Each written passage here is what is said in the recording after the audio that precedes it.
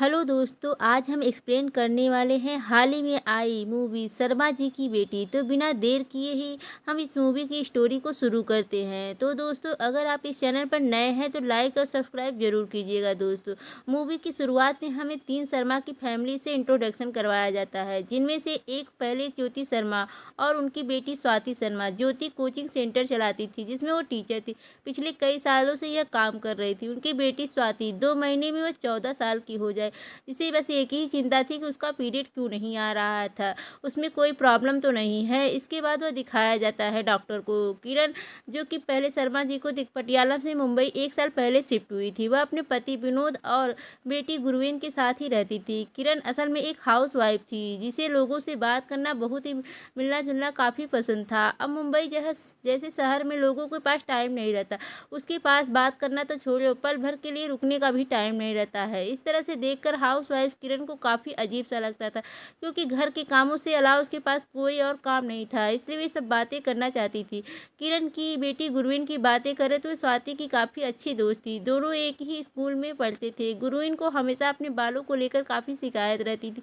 वो लड़कों की तरह अपने बाल पीछे रखना चाहती थी, जो कि आगे उसके माथे पर हमेशा बाल आते रहते थे। उसकी एक और प्रॉब्लम थी, क्या इस बारे में हमें आगे पता चलेगा। अब तीसरी शर्मा जी की बेटी तन्वी शर्मा, जो बड़ोदरा से मुंबई आई हुई। एक क्रिकेटर बनने के लिए तन्वी का सपना था। एक दिन वह टीम इंडिया की टीम खेल में, जिसके लिए वह जी जान से लगा देती है, मेहनत कर रही थी। उसका एक बॉयफ्रेंड भी है, रोहन, जो कि बॉलीवुड में जाना चाहता था और इसके लिए वो भी अपना हिसाब हिसाब से लगा हुआ था। हालांकि वो काफ़ी पैसे वाला था। अगले सीन में हम ज्योति के पति सुधीर को देखते हैं, जो कि काम पर नाइट शिफ्ट पर जाता है और हम दिन में घर के बाकी काम जैसे स्वाति को स्कूल छोड़ना यही सब करता रहता था, क्योंकि दिन में ज्योति भी अपने काम पर जाती थी। सुधीर अपनी पत्नी के लिए यह सब इसलिए करता था क्योंकि उसके मन में उसके लिए काफ़ी रिस्पेक्ट थी। साथ ही ज्योति को यह सब बातें पता था कि हालांकि ज्योति बस एक खराब आदत थी कि वह हर चीज़ भूल जाती थी, जैसे कि स्वाति की फीस, पौधों में पानी डालना, मेड की सैलरी वगैरह देना। ये सब आदतें वो सब भूल जाती थी। फ़ोन में रिमाइंड भी लगा कर रखती थी, जो कि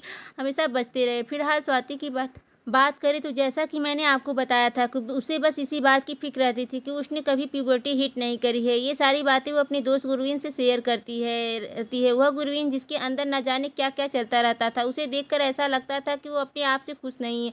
वही हम देखते थे किरण भी अपने पति के साथ विनोद से बाहर चलने के लिए कहती है, लेकिन वो उसकी बात काट कर चला जाता है। असल में वह हमेशा औरों की तरह समझता है किरण के पास कोई काम नहीं है, उसे तो बस बातें ही करना था, कुछ नहीं। जो बात कुछ हद तक सही भी हो, किरण गुरु को स्कूल भेजती है। उसके बाद देखती है कि वह एकदम खाली रहती है। वो सब्जी वालों से गप्पे लगाना, लोगों से बातें करना, यही सब दोस्तों के साथ मूवी देखना, पटियाला में उसका यही काम था। मगर यहाँ मुंबई में बिल्कुल ही अकेली पड़ गई थी, क्योंकि यहाँ की लाइफ स्टाइल काफ़ी बिजी थी। यहाँ सब ऐसे थे किसी की रेस में भाग रहे हैं। यही चीज़ किरण को इस भीड़ में भी अकेला रख रही थी।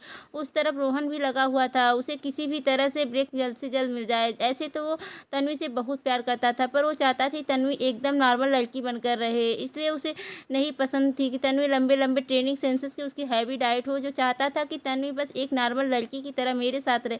इधर स्कूल में स्वाति को एक प्ले रोल में चूज किया गया था, जिसमें उसे फर्स्ट प्राइज भी मिलता है, पर वहाँ उसे घर ले जाने के लिए स्वाति के पिता थोड़ा लेट आते हैं। वहीं स्वाति को लगता है कि अब हमें पिता को तो कमा रहे हैं, वो भी अच्छा खासा, फिर उसकी माँ को ये सब करने की क्या ज़रूरत, यानी कि बच्चों को कोचिंग वगैरह देना। स्वाति को ऐसा लग रहा था कि जैसे उसकी माँ उस पर ध्यान नहीं दे रही थी, जिसके कारण लाइफ में प्रॉब्लम आ रही है। उसने इस बात को लेकर अपनी माँ को सुनाती भी है, जिससे स्वाति को काफ़ी दुख होता है। उसे लगने लगता है कि जैसे नौकरी करके अपनी बेटी के साथ गलत कर रही है, लेकिन सुधीर को ऐसा नहीं लगता। वो समझाता है तुम कुछ गलत नहीं कर रही है और यह जॉब तुम्हारे लिए क्या है। यह बात तो वो जल्दी स्वाति को भी समझ आ जाएगी, अभी तो वह नादान है। हालांकि अगले दिन गुरवीन बर्थडे था। किरण ने अपने नियोन थीम पार्टी अपने घर में खुद से ऑर्गेनाइज की थी। उसके बाद ज्योति स्वाति को लेकर पहुंच जाती है।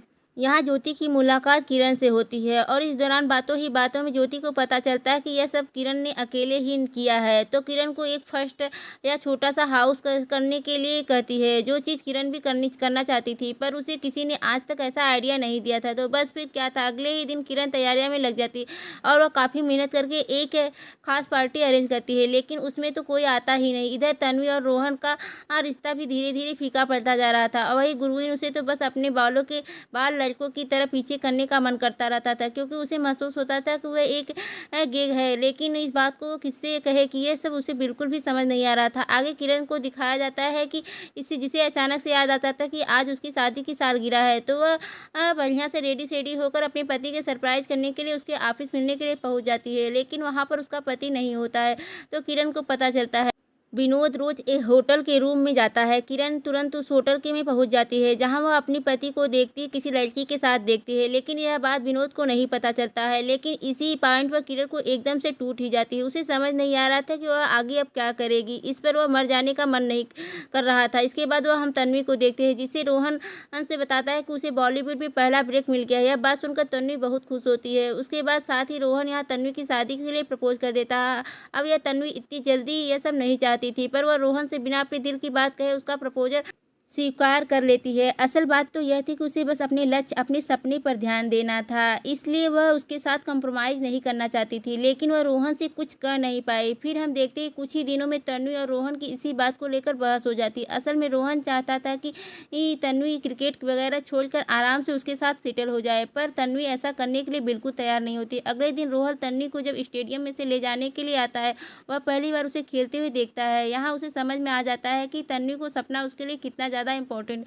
यही बात तन्वी को भी उसे बताना था। जिसके बाद ये दोनों खुद ही अपने ब्रेकअप कर लेते हैं। तन्वी भी अपने इस ब्रेकअप से फैसले से काफ़ी खुश होती है और उसे ऐसा लगता था कि उसके दिल से काफ़ी बड़ा बोझ हट गया। इसलिए वह बात तन्वी को सीधा इंडियन वीमेंस टीम के लिए खेलता हुआ देखते हैं। यानी तन्वी अपना सपना पूरा कर लिया। वहीं ज्योति कोचिंग में उसे बेस्ट टीचर का अवार्ड मिलता है। उसके बाद हम देखते हैं जहाँ पर स्वाति, सुधीर और मौजूद थे। स्वाति देखते हैं उसकी माँ ने कैसे इतने साल यह काम करके पैसे ही नहीं बल्कि इज्जत भी कमाई है। इससे इस बात पर पहली बार अपनी माँ पर गर्व होता है, क्योंकि ज्योति ने प्रूव कर दिया था कि ये काम पैसों के लिए नहीं बल्कि अपनी पहचान बनाने के लिए करना चाहिए, जो कि आज के ज़माने में बहुत ही ज़रूरी है, खास करके एक औरत के लिए। जब अपनी माँ से यह यहाँ पर स्वाति खुद ही माफ़ी मांगती है और ज्योति भी खुश थी कि उसने अपनी बेटी की नज़रों में कम से कम अच्छा काम किया है और खुद की वैल्यू बढ़ा ली। वहीं उसे कोचिंग की तरफ से उसकी इतनी सालों के लिए एक कार भी मिलती है। अब स्वाति की बात करें तो उसका पीरियड भी आखिर आ गया और उसकी प्रॉब्लम सॉल्व हो जाती है, जिससे वो खुश हो जाती है कि मैं काफ़ी बड़ी हो गई। इसी दौरान गुरवीन भी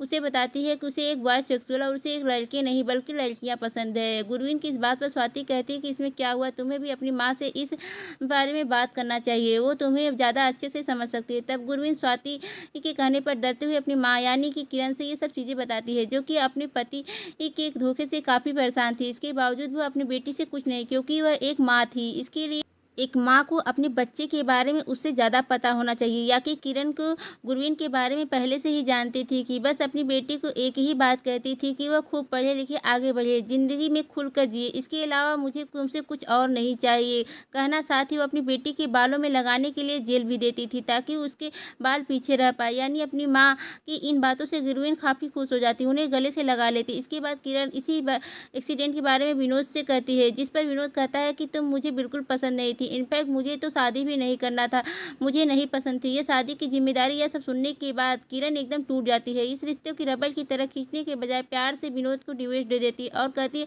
6 महीने में एक बड़ा सा फर्स्ट ऑर्गेनाइज करती है, जो कि काफ़ी सक्सेसफुल भी रहता है। अब किरण भी मुंबई वालों की तरह बिजी हो गई थी। उसे भी पता चलता गया कि अपने लिए जीना क्या होता है। यहाँ गुरवीन अपनी माँ के साथ रही थी, कभी कभी वह अपने पिता से मिलने के लिए चली जाती थी। इस तरफ ज्योति और सुधीर की बारी थी। अब हम देखते हैं कि कार में स्वाति को स्कूल छोड़ने के लिए स्वाति अब खुश थी, क्योंकि वह अब बड़ी हो गई थी। इसी प्यारी सी एंडिंग के साथ शर्मा जी की बेटियों की ये कहानी खत्म होती है। अगर ये कहानी अच्छी लगी हो तो इस चैनल को लाइक और सब्सक्राइब जरूर कीजिएगा।